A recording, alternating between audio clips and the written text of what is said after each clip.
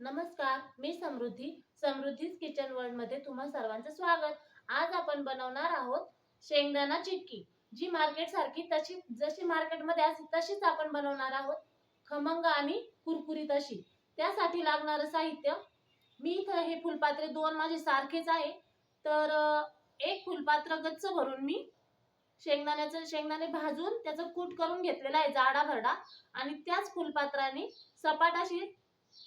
सपाट फुलपात्राची साखर घेतलेली आहे। आपण आता घरी बनवणार आहोत म्हणून आपण इथे गावरान तूप हे वापरणार आहोत याला। चला तर मग रेसिपीला सुरुवात करूया।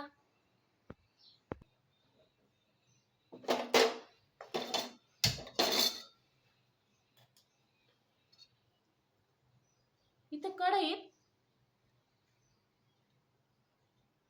1-1.5 चमचा इतकं तूप टाकायचं आहे आपल्याला। त्याच्यात आपण जी घेतलेली होती ही साखर, ती याच्यात विरघळण्यासाठी टाकणार आहोत आपण।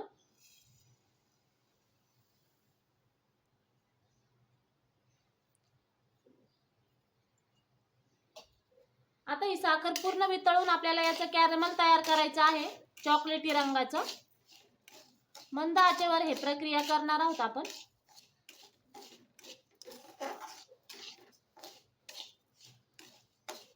तुम्ही साखरेचं आणि शेंगदाण्याच्या कुट्याचं प्रमाण कमी जास्त करू शकता। तुम्हाला जर जास्त प्रमाणात बनवायचे असेल तर तुम्ही याचं दुप्पटही प्रमाण घेऊ शकता।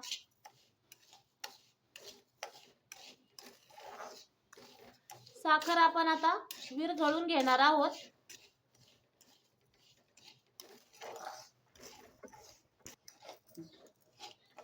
आपली साखर विरघळायला सुरुवात झालेली आहे, तुम्ही बघू शकता।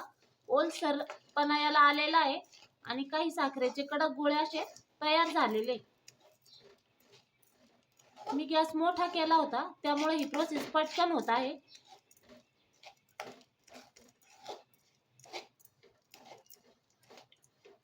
तुम्ही पहिल्यांदा करणार असाल तर बारीक गॅसवर ही प्रोसेस करायची आहे। आता मी नेहमी करते म्हणून मला त्याचा अंदाज आलेला आहे। हे बघा, मस्त अशी साखर आपली विरघळलेली आहे। आता याच्यात जे गोळे झालेले ते आपल्याला व्यवस्थित असे वितळून घ्यायचे।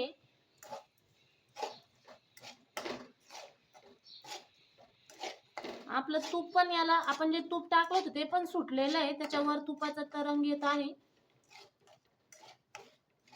आणि कलर पण त्याचा बदलतोय।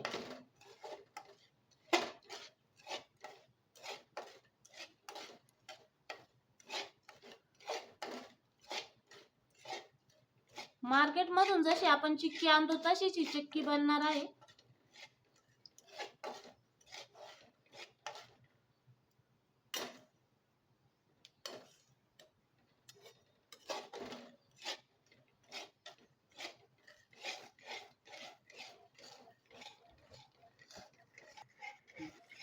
आपला पाक तयार झालेला आहे। आता हा पाक झाला का नाही तो कसा बघायचा, तर इथे वाटीत मी थोडंसं पाणी घेतलेलं आहे।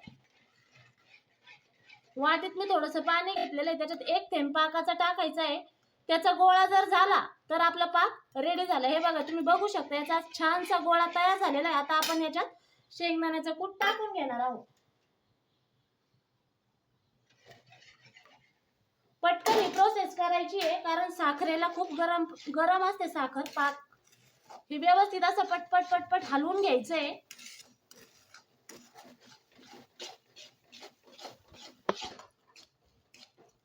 आपलं हे मिश्रण तयार झालेलं आहे, तुम्ही बघू शकता।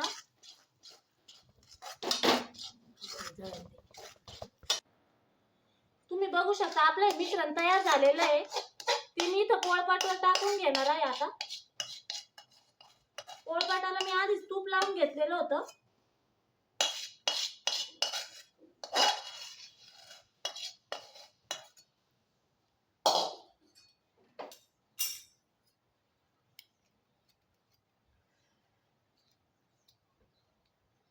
थोडीशी पटकन ही प्रोसेस करायची आहे।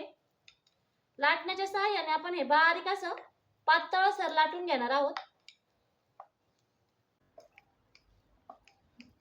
असं व्यवस्थित हे पातळसर असं लाटून घ्यायचंय आपल्याला। बघा, तुम्ही बघू शकता पोळपाट भरून असं हे झालेलं आहे। खूप गरम आहे ते मिश्रण. त्याला जसा आकार आपण देऊ तसा तो त्याला आकार येणार आहे. आता ही आपल्याला कापून घ्यायची आहे चौकोनी आकारात.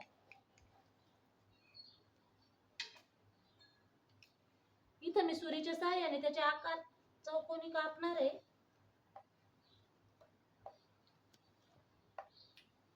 ही प्रोसेस पटकन करायची आपल्याला. जर गार झालं ते तर चिटकून बसतं ते पोळपाटाला.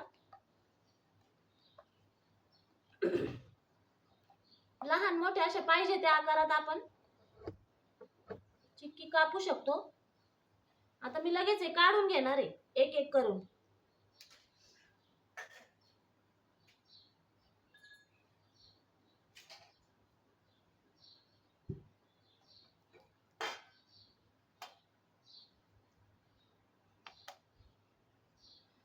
हे बघा तुम्ही बघू शकता छान अशी पातळसर चिक्की आपली तयार झालेली आहे आणि तुपामुळे छान त्याला चकाकी आलेली. आता मी या सगळ्या काढून घेते. तुम्ही बघू शकता छान अशी आपली चिक्की तयार झालेली आहे.